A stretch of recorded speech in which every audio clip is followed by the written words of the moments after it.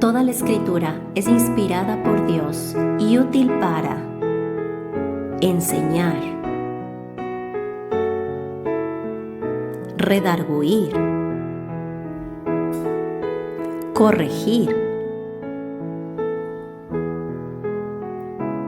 instruir en justicia, a fin de que el hombre de Dios sea perfecto, enteramente preparado para toda buena obra. Bienvenidos a nuestro estudio bíblico.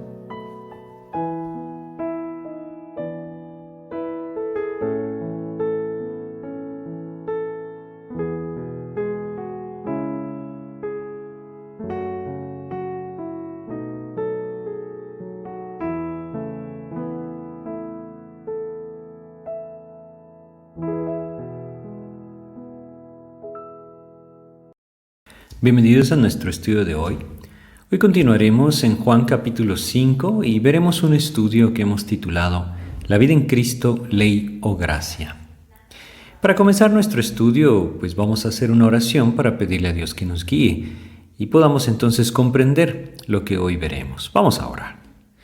Padre, queremos agradecerte, mi Dios, esta oportunidad que nos das nuevamente de meditar en tu palabra. Y queremos rogarte que a través de ella tú nos alientes a confiar en ti, a permanecer en ti y a saber que tú nos estás llamando a una vida nueva. Guíanos tú, Señor, a comprender que es una vida no basada en nuestras fuerzas, sino una vida basada en tu poder. Te pedimos pues tu dirección en el nombre de Jesús. Amén. Estamos en Juan capítulo 5 y en este pasaje habíamos leído acerca de un paralítico. Este hombre estaba en el estanque de Betesda. Este estanque, como leímos, estaba cerca del templo y era un estanque que tenía 5 pórticos, es decir, 5 patios, 5 plazas alrededor. Habíamos visto en este pasaje cómo el Señor Jesucristo llegó a este lugar. Y a diferencia de muchos otros lugares a los que Él entraba, no vemos que una multitud se haya reunido alrededor de Él. No vemos que le hayan presionado o que le hayan seguido. No sabemos cómo fue que Él logró esto o hizo esto, pero sí sabemos que, de alguna manera, Él mismo estaba ahí, porque estaba buscando a este hombre. Vamos a leer para recordar Juan capítulo 5, versículos 1 al 3, en donde nos dice: Después de estas cosas había una fiesta de los judíos y subió Jesús a Jerusalén.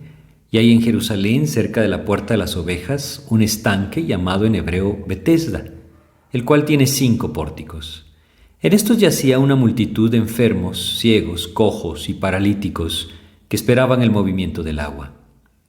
Ahora, esta debió haber sido una escena bastante impresionante, porque dice que todos los enfermos estaban aquí presentes. Estaban ahí porque esperaban que el movimiento del agua se diera. Dice el versículo 4, Juan 5:4, porque un ángel descendía de tiempo en tiempo al estanque y agitaba el agua, y el que primero descendía al estanque, después del movimiento del agua, quedaba sano de cualquier enfermedad que tuviese. Como lo platicamos en su momento, esa era la creencia de esos días. No sabemos realmente qué era lo que sucedía, pero sí sabemos que esa era la creencia. Todos estos enfermos que estaban ahí reunidos estaban esperanzados en ser sanados. El Señor Jesucristo se acerca a este lugar sabiendo la gran necesidad que hay, y entonces se dirige específicamente a una persona. Dice el versículo 5, Juan 5:5, y había ahí un hombre que hacía 38 años que estaba enfermo. Imagínense ustedes, 38 años de estar enfermo. Como el pasaje lo dice, él era un paralítico. Tenía 38 años de estar paralítico. Era imposible que este hombre caminara, simplemente imposible humanamente hablando. Sus piernas estaban sin nada de músculo, muertas. No había nada en sus piernas que pudiera hacerlo caminar. Es tan sencillo como pensar que una persona que pasa tan solo un año sin caminar difícilmente puede volver a pararse. No digamos 38 años. Era imposible que este hombre se parara. Y entonces el Señor Jesucristo se acerca a él y le pregunta algo. Dice el versículo 6, Juan 5:6. Cuando Jesús lo vio acostado y supo que llevaba ya mucho tiempo así, le dijo: ¿Quieres ser sano? Acá yo quiero empezar a apuntar hacia esa gracia de Dios. ¿Por qué el Señor Jesucristo se acercó específicamente a él? Aquí dice que había una gran multitud de enfermos, una gran multitud de personas que necesitaban ser sanadas. Pero Jesucristo se dirigió específicamente a él. ¿Qué había hecho él para merecer esto? ¿Será que él había alcanzado el favor de Dios a través de sus acciones? Lo que el pasaje nos enseña nos hace entender que no. Él no había ganado nada. Si el Señor Jesucristo se está acercando a él, es por una única cosa: gracia. ¿Qué significa gracia? Lo veíamos en nuestro estudio anterior. Es aquel favor que Dios me extiende sin que yo haya hecho nada para alcanzarlo o merecerlo. La salvación es por gracia. Las promesas de Dios las puedo apropiar por gracia, porque son por gracia. Él no me pone un estándar y me dice, si lo cumples, entonces yo te puedo salvar. No, Él vino y dio su vida por mí, para que entonces mis pecados pudieran ser perdonados. Este hombre, este paralítico, no ha hecho nada para merecer que Jesús se acerque y se interese en él. Y debemos entender que nosotros tampoco. ¿Cuán importante es eso? Que nosotros comprendamos que la única razón por la cual el Señor tocó a nuestro corazón, buscó nuestras vidas, manifestó su amor hacia nosotros, es por gracia. Porque si fuera por merecimiento, hubiéramos obtenido todo lo contrario, ¿verdad? Y es ahí en donde nosotros lo debemos tener claro. Es solamente la gracia de Dios la que nos permite tener esa relación con Cristo. Es solamente la gracia de Dios la que nos permite acercarnos a Él. Este hombre de nuestra historia recibió la gracia del Señor. Y entonces, aunque él no lo entendía, porque en su mente había otras cosas, él es objeto de la gracia del Señor. Esto pasa muchas veces en nuestras vidas. Muchas veces Dios hace con nosotros conforme a su gracia. Quiero decir, no conforme a lo que yo merezco, sino conforme a lo que Él, en su amor, en su misericordia, en su gracia, me quiere dar. Si Él me diera lo que yo merezco, nuevamente me tendría que condenar, porque somos pecadores y no hay nadie que pueda librarse de eso. Aquí es donde debemos entender ese contraste que estamos buscando hacer en este pasaje de la ley con la gracia. Y quizá vale la pena que recordemos Gálatas, como habíamos leído antes en nuestro estudio anterior, Gálatas capítulo 3. Habíamos leído esa base de la ley y vamos a volver a leerlo. Gálatas capítulo 3, dice el versículo 12. Fíjense cómo funciona la ley. ¿Qué es lo que dice la ley? Gálatas 3:12 nos dice lo siguiente: y la ley no es de fe, sino que dice, el que hiciera estas cosas, vivirá por ellas. ¿Qué dice entonces? Lo leímos claramente. La ley no es de fe. Los mandamientos, esa es la ley. Y no son solo 10, son más de 600. Pero podríamos tomar solamente los 10. Dice que la ley no es de fe, sino que dice, cúmplela, y entonces obtienes la promesa, la recompensa. Anteriormente habíamos puesto un ejemplo y habíamos tomado la mentira. La ley dice que no debemos mentir. La ley que Dios dio a través de Moisés en el Antiguo Testamento dice esto: si yo miento, entonces me hago culpable, ¿verdad? Ahora, la pregunta es, ¿cuántas veces hemos mentido? Pues lastimosamente les aseguro que más de una hemos mentido, y eso nos hace culpables ante los ojos de Dios. Entonces, por la ley, jamás podríamos ser hallados justos. Quiero leer con ustedes Gálatas capítulo 3, versículo 11.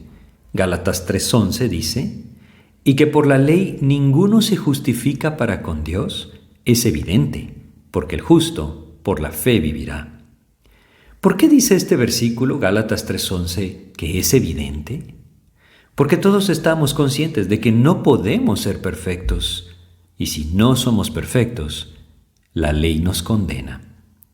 Entonces nunca Dios nos va a declarar justos a través de cumplir los mandamientos. ¿Por qué es esto tan necesario de comprender? Porque nosotros no podemos basar nuestra relación con Dios con lo que nosotros cumplimos o merecemos. Nosotros debemos basar nuestra relación con Dios en la obra de Jesucristo, lo que Él hizo a favor mío. Eso es gracia. La justificación es por gracia y la santificación también es por gracia. En nuestro pasaje estábamos hablando acerca de ese contraste. Jesucristo manifestó gracia hacia este hombre y le sanó, pero él se topó de frente con la contraparte, con el legalismo. Vamos a regresar a Juan, capítulo 5. Sigamos leyendo un poco desde el versículo 6. Vamos a leer Juan 5, del 6 al 9, en donde dice: Cuando Jesús lo vio acostado y supo que llevaba ya mucho tiempo, así le dijo: ¿Quieres ser sano? Señor, le respondió el enfermo, no tengo quien me meta en el estanque cuando se agita el agua, y entre tanto que yo voy, otro desciende antes que yo. Jesús le dijo: Levántate, toma tu lecho y anda. Y al instante aquel hombre fue sanado, y tomó su lecho y anduvo. Y era día de reposo aquel día. Bueno, aquí leemos sobre este milagro. Es algo maravilloso lo que nuestro Señor Jesucristo hizo. Este hombre ni siquiera le dijo: sí, por favor, Señor, ten misericordia de mí y sáname. Ni siquiera sabía quién era el que le estaba hablando. Y Jesucristo le sanó por pura gracia. Le dice: levántate, toma tu lecho y anda. Y al instante este hombre se pudo levantar. Es hermoso ver el poder del Señor en acción. A veces somos muy escépticos o incrédulos, pero todo esto que estamos leyendo es real. Él es poderoso. Ahora hay que tener mucho cuidado, ¿verdad? En nuestros días hay mucha falsificación de lo que realmente es el poder de Dios, y no debemos poner nuestros ojos en los milagros, aunque si es la voluntad de Dios, Él lo sigue haciendo. Nuestros ojos deben estar puestos en la salvación a través de Jesucristo, porque eso es lo más hermoso que nosotros podemos recibir de Él. Además, Él es poderoso para hacer con nosotros conforme a su voluntad. Lo que nos ocupa en nuestro estudio es lo que pasó después. Fíjense, el final del versículo 9 decía: y era día de reposo aquel día. Dice el versículo 10: entonces los judíos dijeron a aquel que había sido sanado: es día de reposo, no te es lícito llevar tu lecho. Qué tremendo esto, ¿verdad? Este hombre tenía 38 años de estar ahí. Estos hombres, es muy difícil que no supieran quién era. Va con un lecho que no cualquiera usaba, sino aquel que estaba ahí acostado. Y en vez de alegrarse, en vez de gozarse porque ha habido un milagro en su vida y ahora puede caminar, le dicen: no te es lícito llevar tu lecho. No tiene sentido.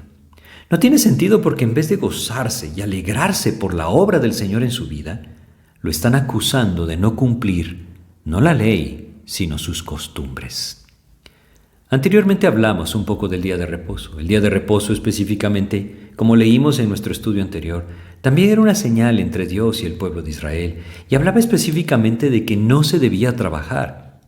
Pero los mismos fariseos habían agregado a ese mandato de no trabajar en el día de reposo una gran cantidad de normas que ya no eran la palabra de Dios, ya no eran parte del mandato de Dios, eran sus propias costumbres, eran sus propias normas, según su propio criterio. Y ellos vivían exigiendo que las personas cumplieran no la palabra de Dios, sino sus costumbres.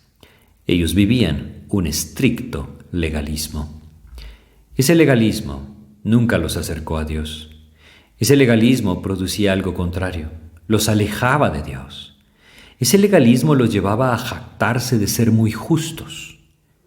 Quizá alguna vez alguno de nosotros lo ha pensado y ha dicho: es que yo sí estoy haciendo bien las cosas.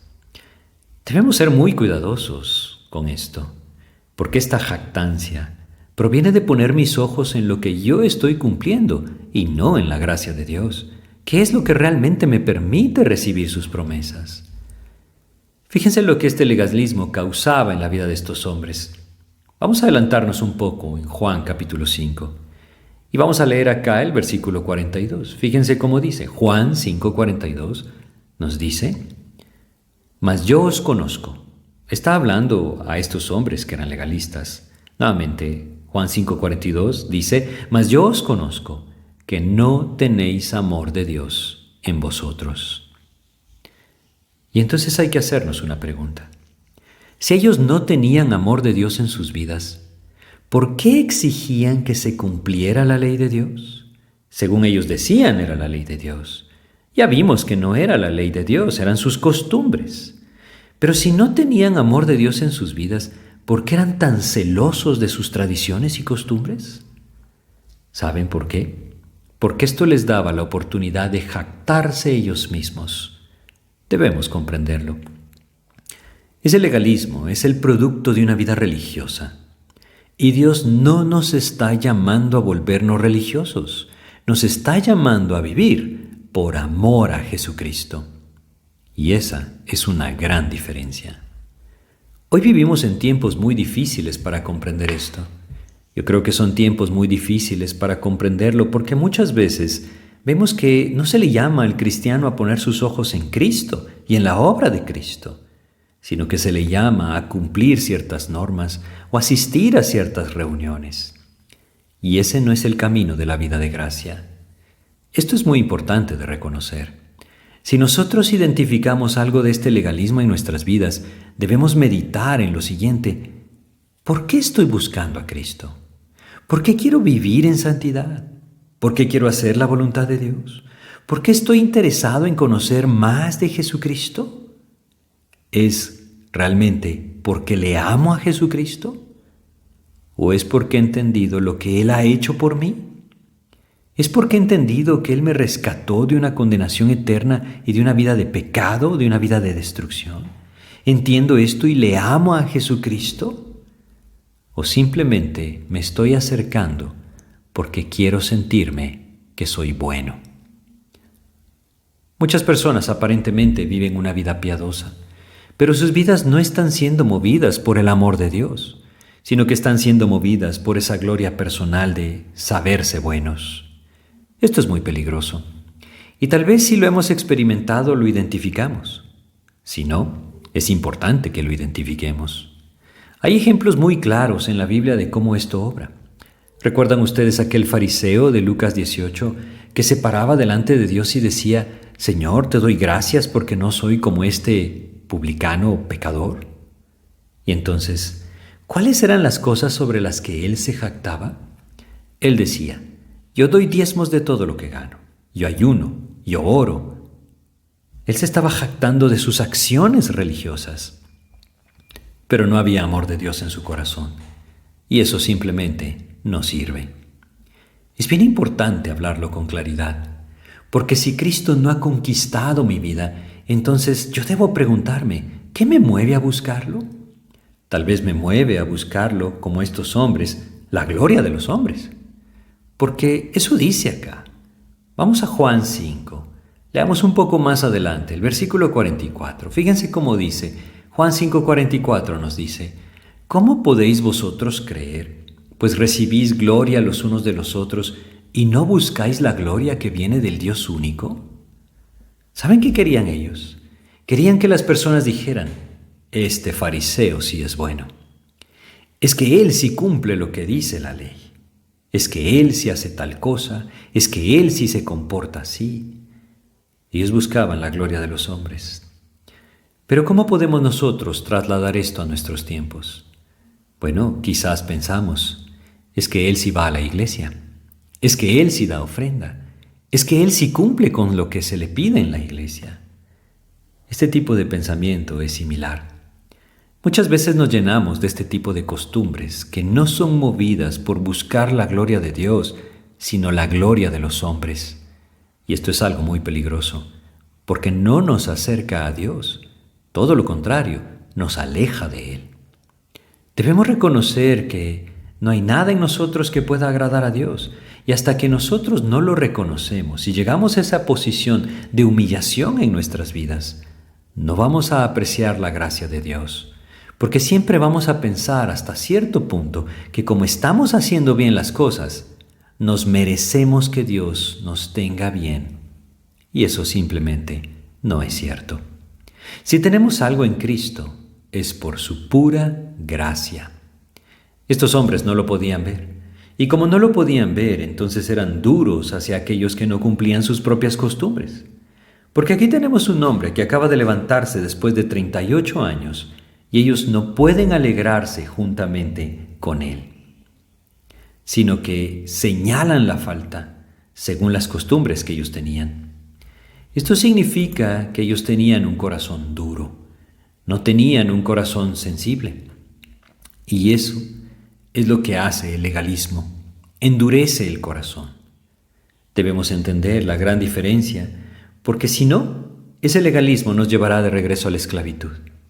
Vamos a leer 2 pasajes en Romanos. El primero está en el capítulo 7 de Romanos, Romanos capítulo 7.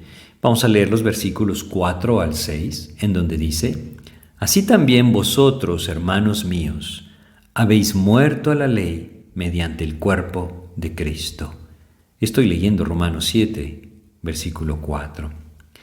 Y creo que debemos detenernos un poco para comprender bien. Quiero volver a leer esta parte. Así también vosotros, hermanos míos, está hablando a los creyentes, habéis muerto a la ley mediante el cuerpo de Cristo. Esto quiere decir que cuando vengo a Cristo, muero para la ley. Y es que debo entenderlo de esta manera. La ley ya me mató, porque la ley me juzgó. ¿Y cuál fue el veredicto? Yo soy culpable. La ley me juzgó y soy culpable. Volvamos a nuestro ejemplo sencillo. Si yo he mentido, soy culpable. Y entonces, como dice en Gálatas, la ley dice: maldito todo el que no cumpla los estatutos de la ley, que no los obedezca. Entonces soy culpable ante esto, y esa culpa yo no la puedo quitar de mi vida. Está ahí y me condena. Qué tremendo que es esto. Entonces la ley me juzgó, y la ley me declaró culpable. Y al declararme la ley culpable, yo estoy condenado a muerte. Ahora, esa muerte yo la voy a experimentar de una de 2 maneras: o viniendo a Cristo, o siendo condenado en la eternidad. Si yo vengo a Cristo, como dice el pasaje, muero a la ley. Y al morir a la ley yo debo entender, según lo que este pasaje de Romanos 7 nos está enseñando, que soy de otro, que soy de Cristo. Volvamos a Romanos 7:4. Dice: Así también vosotros, hermanos míos, habéis muerto a la ley mediante el cuerpo de Cristo para que seáis de otro, del que resucitó de los muertos, a fin de que llevemos fruto para Dios. Si nosotros hemos venido a Cristo, hemos nacido de nuevo a través de la fe en el Señor Jesucristo, ya morimos para la ley. Y ahora nosotros pertenecemos a Cristo. Ya no somos de la ley, somos de Jesucristo, para que llevemos fruto para Él. Y entonces sigue diciendo el pasaje, Romanos 7, versículo 5, porque mientras estábamos en la carne, las pasiones pecaminosas que eran por la ley obraban en nuestros miembros, llevando fruto para muerte. El principio es sencillo. Si yo quiero basarme en la ley, si yo rechazo esa gracia de Dios, yo me voy a dar cuenta de algo. Mi carne constantemente va a quebrantar la ley. Porque yo tengo una naturaleza pecaminosa y esa naturaleza pecaminosa no me permite ver el fruto del Señor en mí. Si yo me esfuerzo, por más que yo me esfuerce, no puedo lograr lo que Cristo sí puede hacer en mí. Nuevamente quiero poner un ejemplo. Hagamos de cuenta que ustedes tienen un conflicto matrimonial, asumiendo que están casados. Y ustedes piensan: Dios me dice que sea paciente. Y el conflicto se da, y el conflicto es fuerte, y ustedes vuelven a pensar: Dios me dice que no debo airarme. Y quizás se repiten: Dios me dice que debo tener tranquilidad, que no debo reaccionar. Dios me dice que la blanda respuesta quita la ira, y entonces piensan: me voy a quedar callado, no voy a decir nada. Yo quiero preguntarles: ¿será que lo van a lograr? ¿Será que podemos lograrlo en nuestras fuerzas? No, no lo voy a lograr. Tal vez lo voy a lograr 1 día, 2 días, 3 días, y quizá al 5.º día todo va a estallar, porque yo no lo puedo lograr. Eso es lo que dice acá. Cuando yo estoy basándome en mi capacidad porque quiero obedecer la ley, voy a ser derrotado por ella, y esto me va a llevar hacia el pecado. Pero como vemos acá, el camino de Cristo es diferente. Ese camino es de gracia. Y ese camino no está basado en mi esfuerzo o en mi capacidad. Está basado en el poder del Señor transformando mi corazón por medio de su Espíritu. Ese poder requiere que yo permanezca en Cristo. No requiere solamente que yo conozca la ley. No requiere solamente que yo conozca lo que Dios dice. Claro, por supuesto, debo conocerlo para saber lo que es la voluntad de Dios, pero yo puedo conocer lo que Dios dice y sin embargo no obedecerlo. Ese es el camino de la ley. Lo que este camino del poder del Espíritu de Dios, transformando mi vida, requiere es que yo permanezca en Cristo. Voy a seguir leyendo en Romanos 7. Dice que aquellos que estamos en Cristo, que por medio de la fe hemos sido perdonados y hemos nacido de nuevo en el Señor, dice el versículo 6, pero ahora estamos libres de la ley, por haber muerto para aquella en que estábamos sujetos, de modo que sirvamos bajo el régimen nuevo del Espíritu y no bajo el régimen viejo de la letra. Esto nos habla claramente de que la santificación es por gracia en el poder del Señor a través de su Espíritu. La vida en Cristo no es una vida de ley, es una vida de gracia, una vida en el poder del Señor a través de su Espíritu. ¿Todo esto por qué? Porque estamos hablando en Juan capítulo 5 de hombres legalistas, que no ponían sus ojos ni siquiera en la ley, no ponían sus ojos en la ley, sino en sus propias costumbres. Este legalismo no los acercaba a Dios, al contrario, los alejaba de Dios. Como leímos antes, no había amor de Dios en sus corazones. No buscaban la gloria de Dios, buscaban su propia gloria. ¿Por qué era esto? Porque en la ley es imposible vivir en el amor del Señor. En la ley es imposible buscar la gloria de Dios. Si yo quiero cumplir, me voy a dar cuenta que no puedo. Cristo cumplió por mí, y lo que yo necesito es rendirme a sus pies, es acudir a Él por fe y vivir en esa intimidad con Él, permaneciendo en Él. Si yo he venido a Cristo, mi vida le pertenece a Él, y ya no soy llamado a servir, como dice Romanos 7:6, bajo el régimen viejo de la letra, lo que hace referencia a la ley, sino que ahora soy llamado a servir bajo el régimen nuevo del Espíritu. Y ese camino es por gracia. Es completamente distinto, porque entonces ya no se trata de lo que yo logro, sino de lo que Cristo hace en mí. Y esto solamente es posible cuando permanecemos en Él. Pero entonces debemos preguntarnos, ¿qué es permanecer en Cristo? Pues vamos a ir a un pasaje muy conocido, Juan capítulo 15. Aquí nos habla el Señor Jesucristo sobre esa necesidad de permanecer en Él. Y siempre que hablamos del fruto del Espíritu, debemos recordar esta enseñanza de nuestro Señor en Juan 15. Vamos a leer desde el versículo 4. Desde ahí vamos a empezar a leer y vamos a llegar hasta el versículo 8. Dice Juan 15, versículo 4, permaneced en mí. Claro, esto lo dijo nuestro Señor Jesucristo. Vamos paso a paso acá. Permaneced en mí y yo en vosotros. Esta es la plenitud de la vida en Cristo, ¿saben? Así es como funciona. Él dice en Juan 15:5, yo soy la vid, vosotros los pámpanos. Imagínense, Él es el árbol. Es lo que Él dice, yo soy el árbol, ustedes son las ramas. Y entonces dice, ¿qué pasa si yo corto la rama del árbol? ¿Esa rama va a dar fruto? No, por supuesto que no, no va a dar fruto. Si la rama permanece unida al árbol, entonces va a dar fruto, puede dar fruto, ¿verdad? Si mi vida permanece unida a Cristo, puede dar fruto. Pero si yo me separo de Cristo, ¿puedo yo dar fruto? No lo voy a dar. Por eso Él me llama a esto, permaneced en mí y yo en vosotros. Y aquí yo quisiera que entendiéramos que no se trata en esforzarme en vivir bien. No es esforzarme en cumplir la ley, no es esforzarme en vivir bajo ciertas costumbres.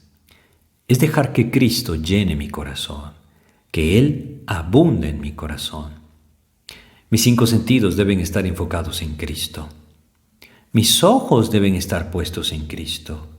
Mis oídos deben estar puestos en Cristo, en aquel en el que yo me deleito.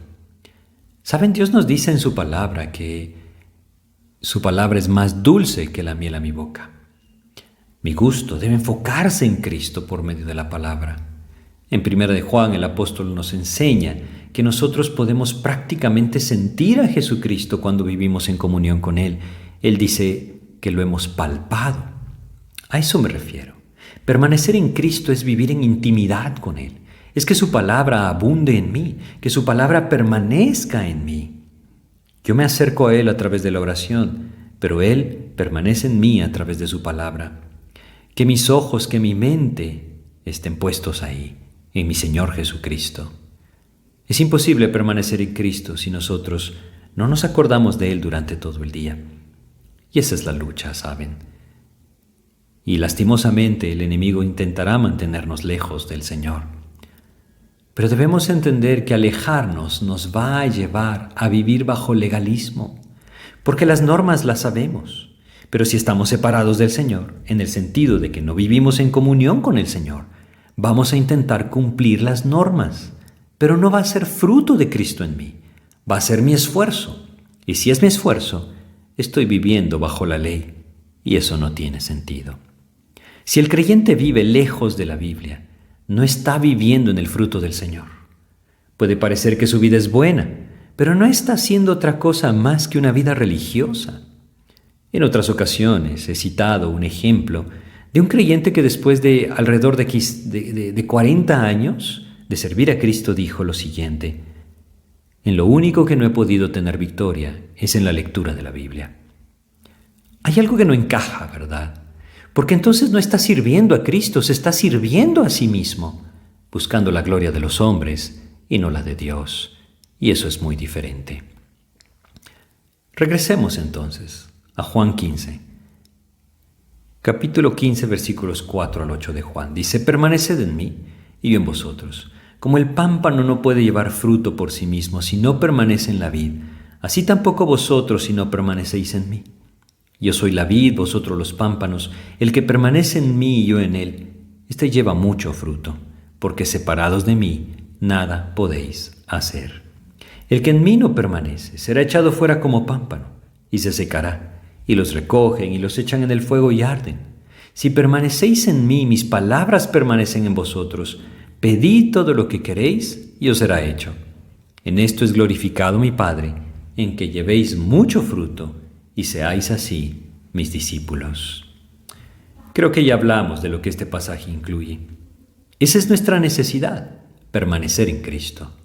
Esto habla de intimidad, habla de comunión, no habla de costumbres, habla de una relación personal con Cristo basada en su gracia, en su poder. De eso habla, y es ahí donde nosotros debemos poner nuestros ojos. Vamos a detenernos acá en nuestro estudio y, si Dios nos permite, continuaremos en nuestro próximo estudio con este pasaje.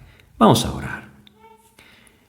Señor, queremos pedirte tu ayuda para poder identificar aquellas cosas en nuestras vidas que nos llevan constantemente a una vida de legalismo.